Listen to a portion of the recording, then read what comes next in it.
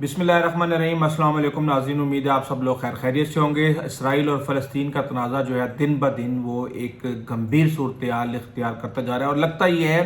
कि ये इस वक्त जिस तरह तूफ़ान से पहले खामोशी होती है, ये इस वक्त यही सूरत हाल है। आज की इस वीडियो में मैं आपको बताऊंगा कि कैसे इसराइल के ख़िलाफ़ 2 से 3 नए महाज खुलने जा रहे हैं, कैसे मगरबी ताकतें अपने बहरी बेड़े वहाँ पे पहुँचा रही हैं, कैसे रूस और ईरान और चीन ने जो है धमकियां देना शुरू कर दी हैं और इस वक्त इसराइल को कितना असला, कितना पैसा,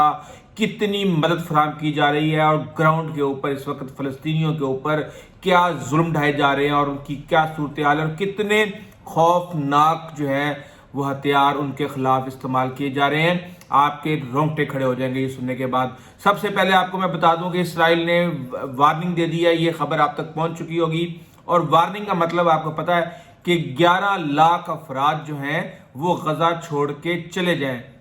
अब टोटल गजा के अंदर 20 लाख लोग वहां पे मौजूद हैं, यानी आधा गजा के ऊपर आप ये चाह रहे हैं कि लोग वहां से चले जाएं, पीछे सिर्फ बिल्डिंगें और बंजर मैदान रह जाए और वहां पे दोबारा फिर इसराइल कब्जा कर ले। इसके साथ जो इस वक्त कैजुअलिटीज हो चुकी हैं ये आप समझ लें 2000 के करीब पहुंचने वाली हैं गजा के अंदर और 30 से 40% उसके अंदर सिर्फ और सिर्फ बच्चे हैं, मासूम बच्चे हैं और ये महासरे की सूरत हाल है। इस वक्त ना उनके पास पानी है, ना उनके पास बिजली है, ना उनके पास खुराक है और जो आम सिविलियन है जिसका जंग से कोई लेना देना नहीं है उसकी जिंदगी इस वक्त एक अजाब में तब्दील हो चुकी है। अब इस सारी सूरत हाल को देखते हुए रशिया के सदर व्लादिमीर पुतिन ने कहा है कि आप औरतें और बच्चों को छोड़ दें, मैन टू मैन फाइट करें और ये जो आप जिस तरीके से बमबारी कर रहे हैं और औरतों और बच्चों को निशाना बना रहे हैं और जिस तरीके से इसराइल ने धमकी दी है कि वो अगले 24 घंटे के अंदर अंदर जो है वो ग्राउंड जो है ऑपरेशन शुरू कर सकता है, तो इसके ऊपर भी कहा गया है कि दिस इज अनएक्सेप्टेबल। और ह्यूमन राइट्स को सामने रख के चीन भी इस हवाले से काफ़ी आवाज़ें उठा रहा है और एक वाक़या पेश आया जिसके अंदर चीन के अंदर एक इसराइली जो एक सफारती एक शख्स था तो उसको खंजर से वार करके उसकी जान ले ली गई और ये बड़ा ही एक खौफनाक वाक़या है।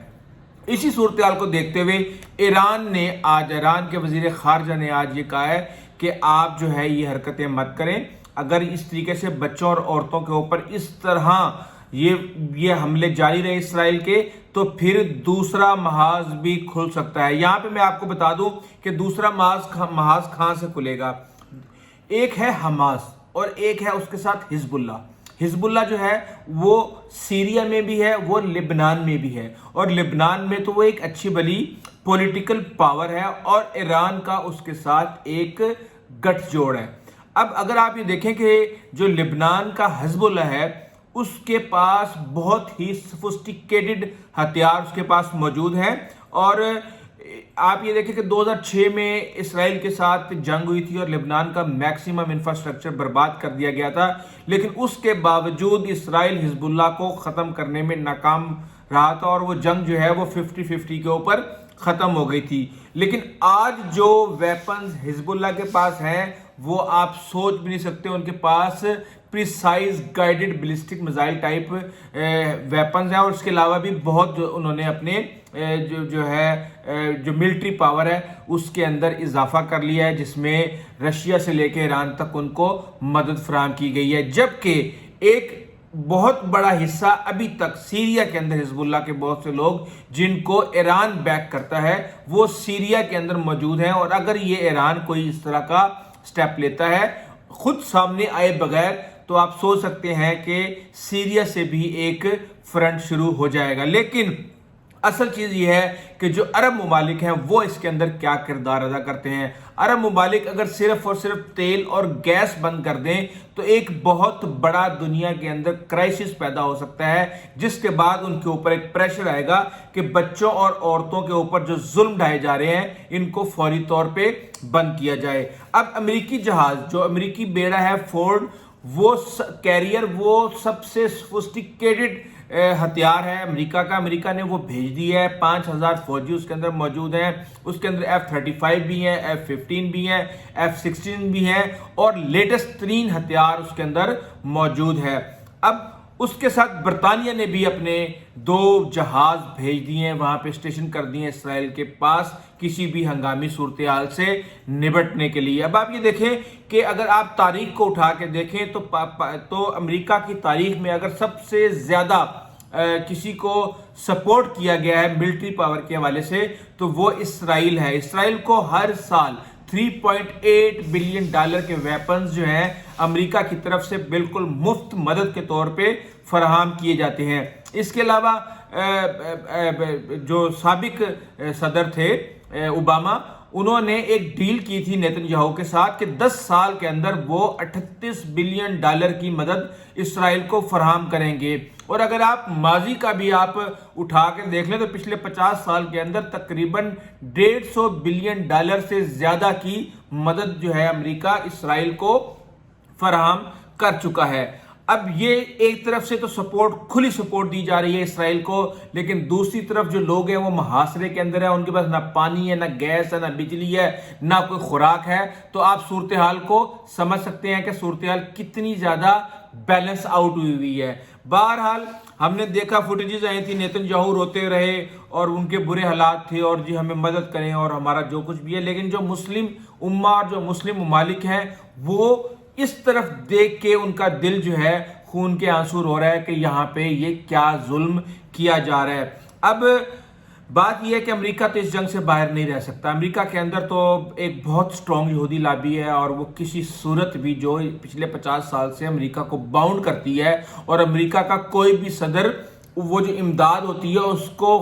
کینسل نہیں کر سکتا. اس حد تک سٹرونگ ان کی گرپ ہے. تو آپ سمجھ سکتے ہیں کہ امریکہ اس سے باہر نہیں رہے گا تو دوسری پارٹی کو کون سپورٹ کرے گا. اب پاکستان بھی اس کے اندر اتنا محتاط ہے کہ آپ سوچ بھی نہیں سکتے. پاکستان کی یہ مجبوری ہے کہ پاکستان یہ سمجھتا ہے کہ بھارت اس کا اصلی دشمن ہے، اور اگر اس نے اسرائیل کے خلاف محاذ کھولا تو امریکہ بھی اس کے خلاف، ساری یورپین طاقتیں بھی اس کے خلاف، اور بھارت اپنے مقاصد پورے کر سکتا ہے. یہی وجہ ہے کہ ہمارے جو بیلسٹک میزائل ہیں ان کی رینج اسرائیل تک ہے، لیکن اس کے باوجود ہم نے اس رینج کو کبھی بھی پبلکلی اناؤنس نہیں کیا، اور ہم ہمیشہ اس کو کم بتاتے ہیں تاکہ کبھی بھی یہ نہ فیل ہو کہ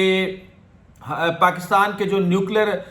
اثاثے ہیں وہ اسرائیل کے لیے خطرہ ہیں اور پاکستان کے لیے خام خواہ کی مشکلات نہ بڑھیں. بہرحال اس وقت صورتحال بڑی عجیب و غریب ہوئی ہے، اور وہاں پہ جو تازہ ترین جو صورتحال جو رپورٹس آ رہی ہیں اس کے مطابق ہیومن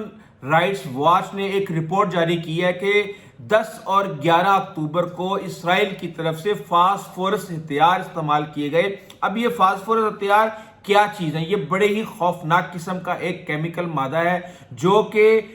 آکسیجن کے ساتھ جیسے ہی وہ مکس ہوتا ہے تو وہ اپنا کیمیکل ریاکشن دکھاتا ہے، اور 815 ڈگری سینٹی گریڈ تک اس کا ٹمپریچر ہو جاتا ہے، اور وہ جس کے بھی جسم پہ لگتا ہے بہت ہی خوفناک قسم کے زخم بنا دیتا ہے. ہاسپٹل بھرے پڑے ہیں اس وقت اور بہت ہی برے حالات ہیں وہاں پہ. نہ جنریٹر چلانے کے لیے آئل ہے، نہ دیگر معاملات کو دیکھنے کے لیے ادویات ہیں. تو بڑی ہی گمبھیر صورتحال ہے، اور میں یہ سمجھتا ہوں کہ اس صورتحال کو جلد از جلد ختم ہونا چاہیے، اور ایک صرف اور صرف نہتے